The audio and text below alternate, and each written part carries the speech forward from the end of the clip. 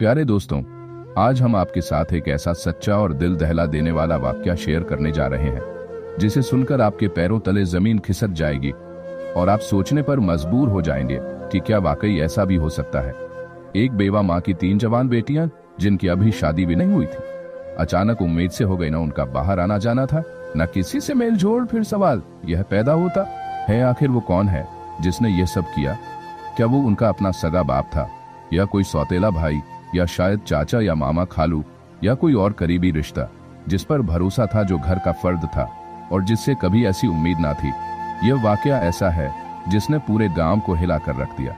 घरों के दरों दीवार तक कांप उठे जब सच्चाई सामने आई। तो आइए बगैर वक्त जाया कि सुनते हैं वो लजाखेज वाकया जिसने साबित कर दिया कि हर दरिंदा बाहर नहीं होता, बात दफा वो घर के अंदर होता है। चेहरा सबसे ज्यादा भरोसे वाला होता है। यह बात एक दुखी दिल रखने वाली मेहनती और गरीब बेवा औरत है जिसका नाम बीबी हलीमा था। उसका शौहर 23 साल पहले दुनिया से रुखसत हो चुका था और उसके पहले शौहर से एक बेटा था जो मां के दूसरे निकाह के बाद भी उसी के साथ रहा। बाद में हलीमा ने दूसरी शादी की जिससे उसे 6 बेटियां हुई। बेहद खूबसूरत, शर्मीली और बापर्दा शौहर भी ज्यादा अरसा न जिया और हलीमा दोबारा बेवा हो गई। मगर बेटियों की तरबियत में कोई कसर न छोड़ी बीबी हलीमा। अपनी 6 बेटियों के साथ एक छोटे से कच्चे घर में रहती थी। मेहनत मजदूरी करती, घरों में बर्तन मांजती, लोगों के कपड़े धोती और दिन भर की मेहनत से मिलने वाला थोड़ा सा खाना और पैसा ही उन सबका सहारा था।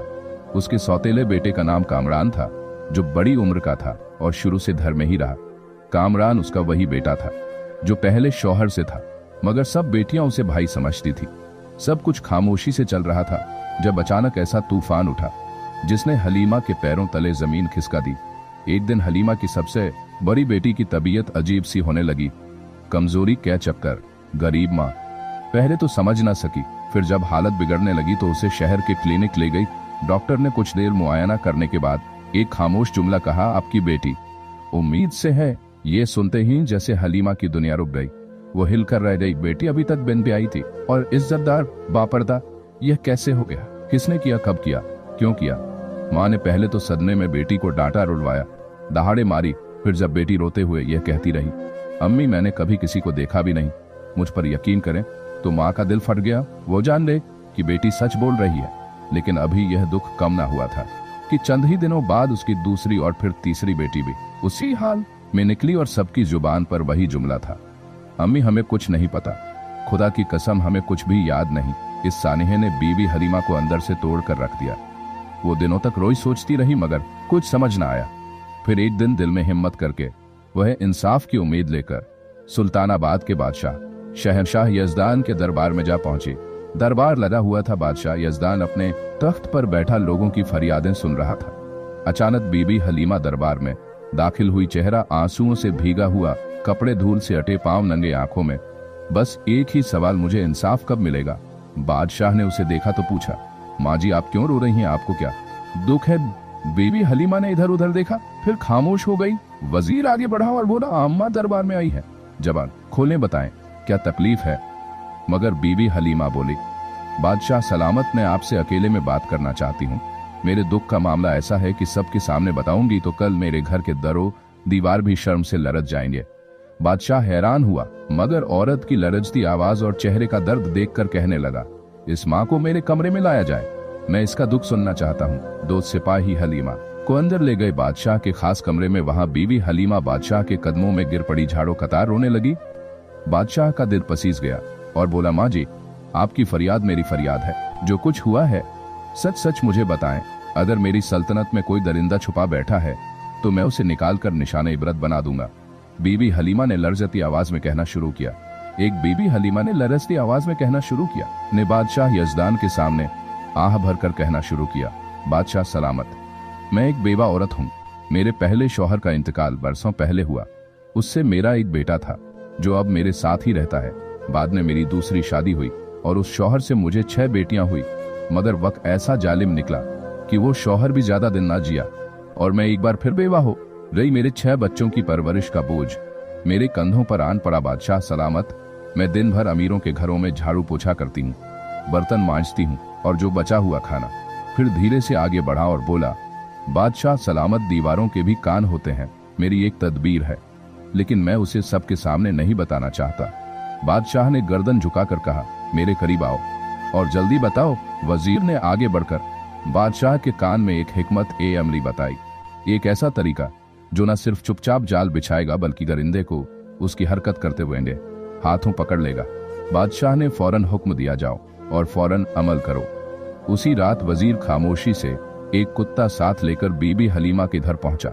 दरवाजा खटखटाया। बीबी हलीमा ने दरवाजा खोला तो हैरत से बोली, वजीर साहब आप। इस वक्त वजीर ने संजीदगी से जवाब दिया, अम्मा जो दुख आप बादशाह सलामत को सुना कर आई, उसके बाद वो रात भर ना सो सके। हम अब वो दरिंदा तलाश करेंगे, बस हमें थोड़ा साथ देना होगा। वजीर के हाथ में बंधा हुआ कुत्ता देखकर बीबी हलीमा हैरानी से बोली, वजीर साहब यह कुत्ता क्यों लाए हैं, आप क्या करेंगे? इसके साथ वजीर ने नरम मगर संजीदा लहजे में जवाब दिया, अम्मा मुझे बस घर के अंदर ले चलें, सब कुछ समझा दूंगा। बीबी हलीमा ने दरवाजा खोला। वजीर घर के अंदर आया और धीरे से कहने लगा, आज रात हम इसी कुत्ते की मदद से उस दरिंदे को बेनकाब करेंगे।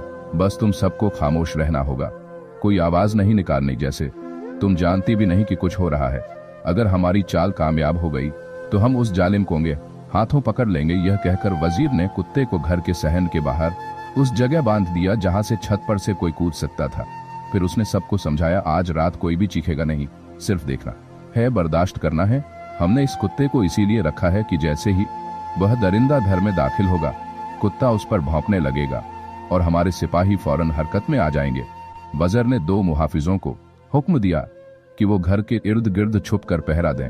बीवी हलीमा और तीनों मुतासिरा बेटियों को तसल्ली देकर वो वहां से वापस चला गया और सीधा महल जाकर बादशाह के सामने पेश हुआ। बादशाह ने फौरन पूछा, वज़ीर क्या वो जाल बिछ गया? कुत्ते को सही जगह पर बांधा वजीर ने सर झुकाकर कहा, जी बादशाह सलामत, सब वैसा ही कराया हूँ जैसा आप चाहते थे। अब अगर वह दरिंदा आज भी आया तो वह बचकर नहीं जा सकेगा। बादशाह ने गहरी सांस ली और बोला, वजीर मुझे नींद नहीं आ सकती जब तक उस जालिम को उसकी सजा ना दे दूं। मेरे राज में मजलूम औरतें रोएं यह मैं बर्दाश्त नहीं कर सकता। रात ढलने लगी, पूरे गांव में सन्नाटा छा चुका था। चांदनी की रोशनी में खामोशी और खौफ बिखरा हुआ था। और फिर आधी रात के करीब बीबी हलीमा के घर की छत पर एक साया नमूदार हुआ। एक शख्स दबे पांव आया, छत से नीचे कूदा और सहन ने उतरा, मगर अगले ही लम्हे कुत्ता उस पर जोर जोर से भौंकने लगा। आवाज इतनी तेज थी कि न सिर्फ बीबी हलीमा और उसकी बेटियां जाग गई, बल्कि आसपास छुपे सिपाही भी फौरन चौकन्ने हो गए। बीबी हलीमा दिल थाम कर बेटियों को करीब करके बैठ गई। वो आ गया, वही दरिंदा। उसके दिल की धड़कन तेज हो गई। सिपाही दौड़कर अंदर आए। वो नकाबपोश शख्स जो अंदर आ चुका था चीख पड़ा। वो भागने लगा, लेकिन सिपाहियों ने उसे दबोच लिया उसके चेहरे पर। वो भागने लगा, उसके चेहरे पर लिटाया दिया। उसके चेहरे पर काला कपड़ा बंधा हुआ था। वो अपनी शिनाख्त छुपाना चाहता था, लेकिन जब सिपाहियों ने उसका नकाब खींचा तो बीवी हलीमा और उसकी बेटियों की चीख निकल गई। आंखें फटी की फटी रह गई, सांसें रुक गई। यह वही था जिस पर वह कभी भरोसा करती थी, वो सौतेला भाई जो घर के अंदर उनके साथ पला बड़ा था और जिसे वह आज तक भाई समझती थी। सुबह हुई, बादशाह का दरबार लगा हुआ था। हथकड़ियों में जकड़ा वो मुजरिम सर झुकाए बादशाह के सामने घुटनों के बल बैठा था। लोगों की नजरें हैरत में थी और बीबी हलीमा अपनी जगह साकित खड़ी थी। अब वक्त था पर्दे हटाने का, सच सामने लाने का। उस वक्त वो शख्स बादशाह के दरबार में घुटनों के बल बैठा था, चेहरे पर काला नकाब, हाथों में हथकड़ियां, जिस्म कांपता हुआ। बीबी हलीमा अपनी 6 बेटियों को साथ लेकर दरबार में आई। बादशाह यजदान ने दरबार खाली करवा दिया। अब सिर्फ वो मुजरिम बादशाह, वज़ीर, बीबी हलीमा और उसकी बेटियां मौजूद थी। बादशाह यजदान ने सख्त लहजे में कहा, तुम्हें मेरा खौफ नहीं रहा। तुम जानते हो कि मेरी सल्तनत में किसी औरत की इज्जत पर हाथ डालने वाले की सजा सिर्फ मौत है। फिर उसने सिपाहियों को हुक्म दिया, इस शख्स के चेहरे से नकाब हटाओ। मैं देखना चाहता हूँ वो चेहरा जिसने एक माँ की 3 बेटियों की जिंदगी बर्बाद की। नकाब हटा तो एक गहरी खामोशी छा गई। बीबी हलीमा की आंखों में हैरत, तकलीफ और गुस्से का तूफान उमड़ा। उसने चीख कर कहा, कामरान तो तूने यह क्या? यह वही सौतेला बेटा था जो बीबी हलीमा के पहले शौहर से था, जो उसके साथ ही पला बड़ा था, जिस पर उसने सौतेले बेटे की तरह कभी फर्क ना रखा था और जिसे सब बेटियां भाई कहती थी।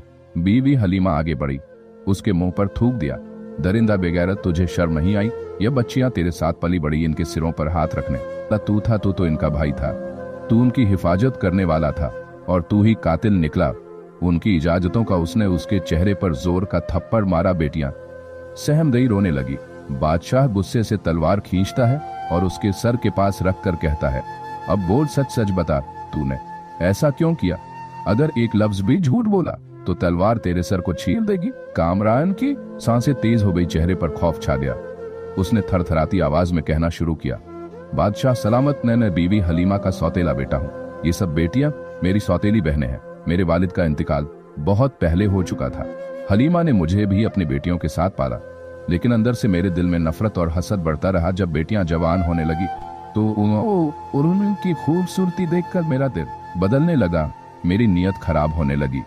लेकिन मैं जानता था यह मुझे कभी नहीं अपनाएंगी। मैंने हलीमा से कहा कि बड़ी बेटी की शादी कर दो, मगर उसने मेरी बात को संजीदगी से नहीं लिया। मुझे लगा कि यह सब बेटियां एक दिन शादी करके चली जाएंगी और मेरे अंदर एक शैतान ने जन्म लिया। मेरी हवस ने मुझे अंधा कर दिया। मैंने सोचा कि अगर मैं चाहूं तो रात के अंधेरे में इन पर हाथ डाल सकता हूं और कोई मुझे पकड़ नहीं सकेगा। बस यही सोचकर मैंने मंसूबा बनाया। मैं एक हकीम के पास गया और उससे कहा, मुझे ऐसी जड़ी बूटियां दो जो सूंघने से इंसान फौरन बेहोश हो जाए। कामरान ने इकरार करते हुए सर झुकाया और कहा, मैं वो जड़ी बूटियां हकीम से लेता जो सूंघने से इंसान 4 घंटे के लिए बेहोश हो जाता है। रात के अंधेरे में मैं छत से नीचे उतरता, भाभी और उसकी बेटियों को वो बूटियां सूंघा देता और सब बेहोश हो जाती। फिर मैं जिस बहन के साथ अपनी हवस पूरी करना चाहता उस पर जुल्म करता, उसे उसी तरह दोबारा कपड़े पहना देता ताकि उसे सुबह होश आए तो किसी चीज का इल्म न हो। मैं वापस ऊपर चला जाता और दिन भर सब नॉर्मल रहता, किसी को कुछ पता न चलता। यह गुनाह मैंने बार बार किया, कई महीनों तक। अगर आज रात छत पर बंधा वो कुत्ता नजर आकर मुझे शक हो जाता कि जाल बिछाया गया है तो मैं वापस चला जाता, लेकिन मैं समझा यह कुत्ता शायद पालने के लिए लाया गया होगा। मेरा ध्यान तो अपनी हैवानियत पर था, इसलिए मैं आ गया और पकड़ा गया। इतना कहकर वो खामोश हो गया। दरबार में गहरी खामोशी छा गई। बीवी हलीमा के चेहरे पर एक वो कारण, बेटियों की आंखों में सदमे और आंसू। बादशाह यजदान का चेहरा गुस्से से सुर्ख हो चुका था। बादशाह ने वज़ीर की तरफ देखा और हल्के से सर के इशारे से हुक्म दिया।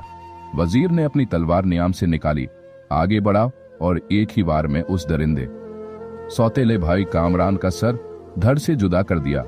उसका जिस्म कुछ लम्हे तड़पा और फिर हमेशा के लिए खामोश हो गया। दरबार में इंसाफ का बोलबाला हो चुका था। बादशाह ने बीवी हलीमा की तरफ देखा और नरम लहजे में कहा, अम्मा, अगर तुम पहले आ जाती तो शायद तुम्हारी 3 बेटियां यह दुख न झेलती, लेकिन अब जो हो चुका सो हो चुका। मैं वादा करता हूं कि तुम्हारी तीनों बेटियों को वो खुशियां दूंगा जिनकी वह हकदार है। बादशाह ने अपने राज के 3 बेहतरीन नौजवानों का इंतखाब किया, नेक सीरत, इज्जतदार और साहिब हैसियत, और उन 3 बेटियों की शादी करवा दी। जहेज, सोना, चांदी, माल, दौलत सब कुछ दिया गया। बीवी हलीमा बादशाह के कदमों में गिरकर रोने लगी और बार बार शुक्रिया अदा करती गई। बादशाह ने उसका सर थाम कर कहा, अब जब तुम्हारी बाकी 3 बेटियां और जवान होंगी तो मुझे जरूर बताना, मैं उनके लिए भी इज्जतदार रिश्ते देखूंगा। मेरी सल्तनत में कोई बेटी अकेली नहीं, हर मजलूम माँ मेरी माँ है और हर बेटी मेरी बेटी। और यूं एक इंसाफ पसंद ने एक मजलूम माँ को उसका हक दिलाया और एक दरिंदे को उसके गुनाह की बदतरीन सजा दी। अगर आप पर जुल्म हो रहा है तो खामोशी, बदनामी का खौफ या समाज की परवाह मत कीजिए। जुल्म के खिलाफ बोलिए, हक के लिए खड़ी हो जाइए, क्योंकि अगर आप चुप रहे तो यह दुनिया आपका सब कुछ निगल जाएगी। जो शख्स किसी मजलूम की मदद करता है, अल्लाह ताला उसकी मदद करता है। हदीस मुस्लिम, तुम में से बेहतरीन वो है जो अपने खानदान के लिए बेहतरीन हो, और मैं तुम में से अपने खानदान के लिए सबसे बेहतर हूँ। हदीस तिरमिजी, ए अल्लाह मेरी इस कहानी को नेक असरात देने वाली बना और इसके जरिए हर सुनने वाले को हिदायत नसीब फरमा। अगर आपको हमारी यह कहानी पसंद आई हो तो बराए मेहरबानी लाइक करें, अपने दोस्तों के साथ शेयर करें और सब्सक्राइब करना ना भूलें, ताकि आपको इस तरह की मजीदा दिलचस्प कहानियां मिलती रहे।